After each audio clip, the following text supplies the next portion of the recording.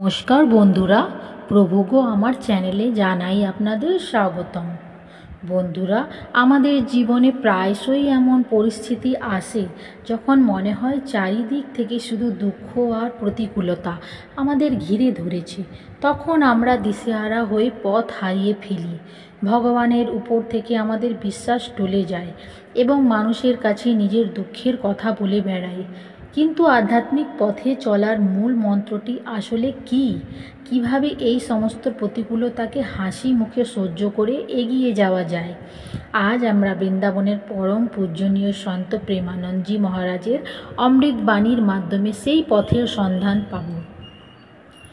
মহারাজজি আমাদের শেখাচ্ছেন যে জীবনের সমস্ত দুঃখ, কষ্ট, অপমান এবং প্রতিকূলতাকে যদি আমরা সহনশীলতা এই একটি শব্দে বেঁধে নিতে পারি, তবে ভগবানের অপরিসীম কৃপা লাভ করা সম্ভব। আসুন আমরা মহারাজের এই প্রবচনের গভীরে প্রবেশ করি এবং জানার চেষ্টা করি কিভাবে নীরবে সহ্য করার শক্তি আমাদের জীবনকে রূপান্তরিত করতে পারে। আপনারা দেখছেন বাংলা চ্যানেল। আমাদের পরিবেশনা যদি আপনার ভালো লাগে তবে একটি লাইক দিয়ে এবং সাবস্ক্রাইব করে আমাদের পাশে থাকবেন, কারণ আমরা নিয়মিত এই ধরনের ভক্তিমূলক ভিডিও গোবিন্দের চরণে নিবেদন করে থাকি। যদি আপনাকে আধ্যাত্মিকতার শিখরে পৌঁছাতে হয় তবে একটি শব্দ মনে গেঁথে নিন: সহনশীলতা বা তিতিক্ষা। জীবনে যখনই কোনো প্রতিকূলতা বা দুঃখ আসত, একটি শ্লোক আমাদের বাঁচার শক্তি দিত। গীতায় ভগবান শ্রীকৃষ্ণ বলেছেন, ইয়াং হি না ব্যথেতিতে পুরুষাং পুরুষার সভা সমা দুঃখম সুখাং ধীরাং শ্রিতাতয়া কাল্পতি। অর্থাৎ যে পুরুষ সুখ এবং দুঃখে অবিচল থাকেন, যার উপর এগুলোর কোনো প্রভাব পড়ে না, তিনি অমৃত পথের অধিকারী হন। যে সমস্ত ব্যক্তি সমস্ত দুঃখ কষ্ট নীরবে সহ্য করে নেয়, সে ভগবানকে লাভ করে। তাই আমাদের জীবনে যাই ঘটুক তা সহ্য করতে হবে। কেউ আঘাত দিলে, অপমান করলে বা নিন্দা করলে এগিয়ে চলুন। ক্ষুধা, তৃষ্ণা, গরম, ঠান্ডা, মান, অপমান, এই পথের যাত্রীকে এগুলোর সম্মুখীন হতেই হবে। যে এগুলো সহ্য করে নেয় সে জগৎকে পবিত্রকারী এক মহাত্মা হয়ে ওঠে। অনেকে মনে করে, আমি যখন থেকে ভক্তি শুরু করেছি আমার সব কাজ খুব ভালোভাবে হয়ে যাচ্ছে। কিন্তু মনে রাখবেন, এটি আপনার ভক্তির ফল নয়, এটি আপনার পূর্বজন্মের সুকৃতির বা পুণ্যের ফল। যেদিন আপনার দুষ্কৃতির বা পাপের ফল আসবে, সেদিন ভক্তি করার পরেও পদে পদে দুঃখ আসবে। এই সত্যটি যদি বুঝে নেন তবে আপনি কখনো হতাশ হবেন না, একজন শূরবীরের মতো এগিয়ে যাবেন। আমাদের ভক্তি হলো একটি নতুন ফসলের মতো, যার আনন্দ জাগতিক ভোগে নয় বরং ভগবানের প্রেমানন্দে নিহিত। আপনার জীবনে যা কিছুই ঘটেছে তা সমস্তই আপনার প্রভুর পাঠানো বিধান। তিনি মঙ্গলময়, তিনি আপনার অমঙ্গল করতে পারেন না। যা অমঙ্গলজনক বলে মনে হচ্ছে তার গভীরেও এক বিরাট মঙ্গল লুকিয়ে আছে। তাই ধৈর্য ধরে নিজের পথে চলতে থাকুন। যদি কোনো প্রিয়জন আপনাকে দুঃখ দেয় তবে প্রভুর কাছে কোনো অভিযোগ করবেন না, কারণ স্পন্দের দেওয়া কষ্ট যদি অন্যের কাছে বলে বেড়ান তবে আপনার প্রেমের অপমান হবে। প্রভুই তো আপনাকে এই কষ্ট সহ্য করার বিধান দিয়েছেন। ভাবুন, এক তাল মাটি যখন নিজেকে কুমোরের কাছে সমর্পণ করে তখন কুমোর তাকে কত পেটায়, যতক্ষণ না তার ভেতরের ক্ষুদ্রতম কণাটিও গুঁড়ো হয়ে যায়। কারণ সামান্য একটি কণাও যদি সেই মাটিতে থেকে যায় তবে কলসিটি সেখান থেকেই ফুটো হয়ে যাবে। আমাদের অহংকারও ঠিক তেমনি। এরপর কুমোর জল দিয়ে তাকে মাখে, চাকার উপর ঘুরিয়ে নিজের ইচ্ছা মতো আকার দেয়, রোদে শুকোয় এবং অবশেষে গনগনে চুল্লিতে পোড়ায়। এরপরই সেই মাটির জল ধারণ করার যোগ্য পাত্র পরিণত হয়। ঠিক তেমনি যখন আমরা নিজেদের ভগবান বা গুরুর চরণে সমর্পণ করি তখন তিনিও আমাদের দুঃখ কষ্টের চুল্লিতে পুড়িয়ে শুদ্ধ করেন।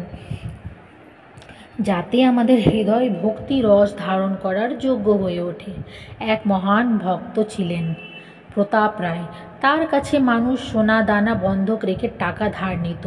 লোকজন একটা পুঁটুলিতে সোনা দানা ভরে একটা নির্দিষ্ট স্থানে রেখে প্রয়োজনীয় টাকা নিয়ে চলে যেত। প্রতাপ রায় সেই পুঁটলি কখনো ছুঁয়েও দেখতেন না। কিছু ঈর্ষান্বিত লোক এই সুযোগকে কাজে লাগিয়ে তাকে অপমান করার জন্য ষড়যন্ত্র করল। তারা প্রত্যেকে বিভিন্ন সময়ে এসে সোনার বদলে পাথরের টুকরো দিয়ে ভর্তি পুঁটলি বন্ধক রেখে টাকা নিয়ে গেল। কিছুদিন পরে এসে সুদসহ টাকা মিটিয়ে পুঁটলি নিয়ে যাওয়ার সময় অভিযোগ করল যে প্রতাপ রায় তাদের সোনা চুরি করে পুঁটলিতে পাথর রেখে দিয়েছে। এই মিথ্যা অভিযোগে কাজী তাকে বন্দি করলেন। তার সমস্ত সম্পত্তি বাজেয়াপ্ত করা হলো। প্রতাপ রায় নীরবে সব সহ্য করলেন।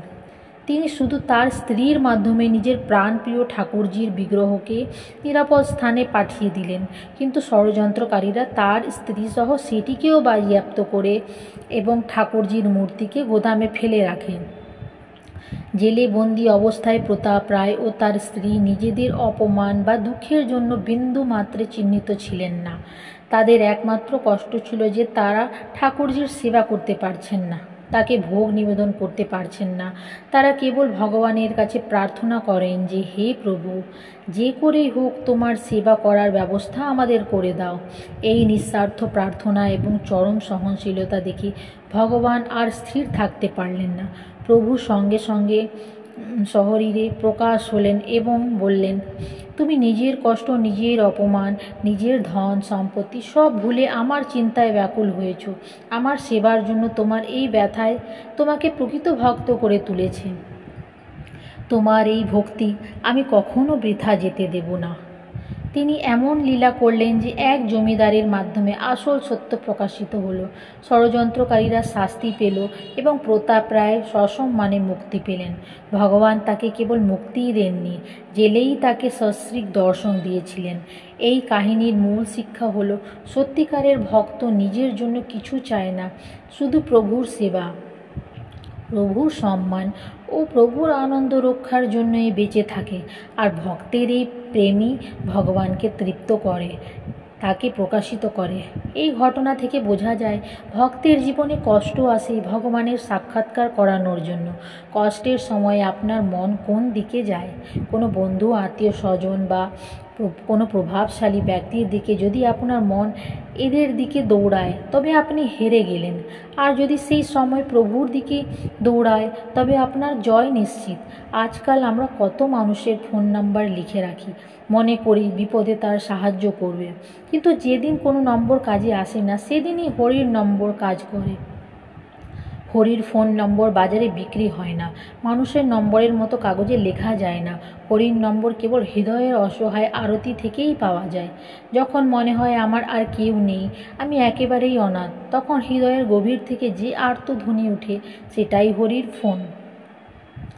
আর এই ফোনে প্রভু একেবারেই ধরা দেন।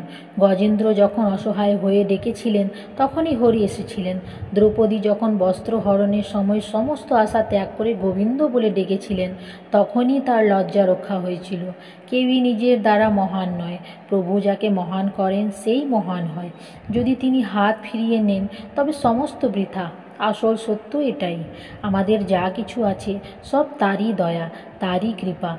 আমরা জীবনে কত অপরাধ করেছি, মনে রাখবেন, ভগবান আমাদের প্রতি ন্যায় বিচার করেন না, তিনি পক্ষপাতিত্ব করেন।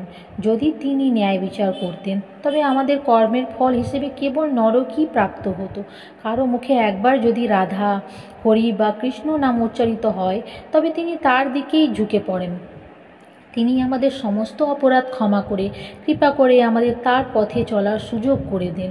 এটাই তার অপার করুণা। আজ আমরা যা কিছু পাচ্ছি, এই সৎসঙ্গ, নাম জপ, ভগবত যশ গাওয়া, ভগবত লীলা শ্রবণ, ভগবত ধামে যাওয়া, এগুলো কি আমাদের সাধনার ফল? না, এগুলো সবই প্রভুর কৃপা। তাই যখন অন্তরে বাইরে দুঃখ আসবে, কষ্ট আসবে, তখন শুধু চুপচাপ সহ্য করো, বারবার নাম জপ করো, রাধা রাধা রাধা। এভাবেই ধীরে ধীরে এগোতে এগোতে একদিন ভগবত প্রাপ্তি নিশ্চিত।